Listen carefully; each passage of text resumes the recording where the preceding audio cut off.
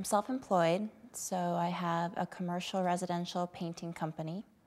We paint shopping centers, townhomes, interior, exterior of homes. And before I started my company, I did spokes modeling, some sports modeling. And before that, I had a franchise, a painting franchise, and that's how it kind of naturally, that's what I know, so I decided to put more money and energy into the painting company. Fantastic. And do you have employees in your painting company? I do. It depends on the project, but we're about to paint some townhomes, and so I have about 10 painters that will be on the job. What a fascinating business. Can you give us an overview of your background, education, that type of thing? Sure. I went to the College of New Jersey, a small liberal arts school. I studied special education, and at a young age, my freshman year in college, I actually got engaged, and my now ex-husband, I divorced about 2 years ago. He was an entrepreneur at heart. He was very interested in having a business, and so we fell into the painting business because it really complements being a student, summertime, doing outside painting of houses. So that became more of a focus. So I actually did not complete college. I finished only junior fall semester, so we moved to Tahoe when I was supposed to be a junior at the time. Okay. So we're obviously here to talk about financial literacy today. So in your high school years, were you ever required to take a personal finance class? No. I think the only exposure I had to finances was watching my mom try to balance the checkbook late night hours. That's it. Did your parents ever specifically take you aside or make financial education part of your upbringing? They really didn't, and I think my parents fell into that category, hardworking middle-class professionals. My father was a colonel for the Air Force. My mom was a teacher, professor in the educational field. And so I just by witnessing, I knew finances were important, but they never actually sat me aside and said, but I think part of it is the fact that I was so young.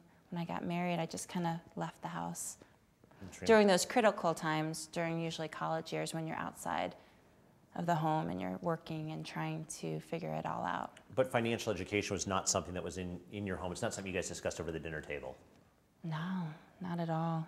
I just knew that my parents were spending a lot of money on my summer camps for sports.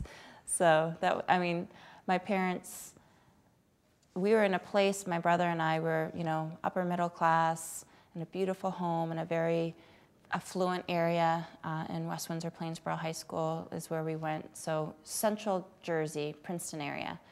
And so pretty much whatever we needed was always there for us. We never had to worry about anything.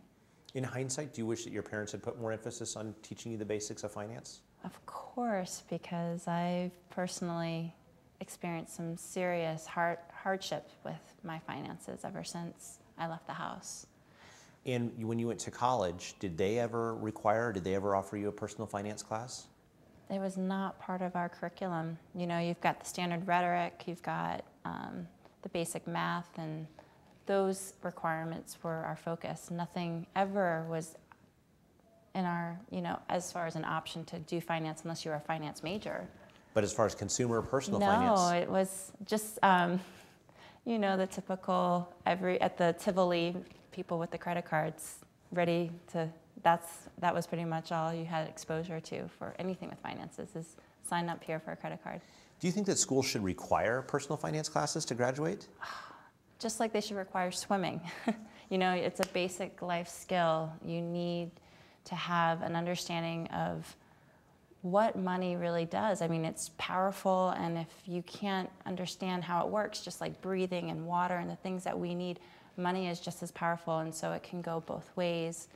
It can be out of control or it can be in control, and I absolutely think schools, even at the elementary, middle school, all through college, should have a major emphasis on finances.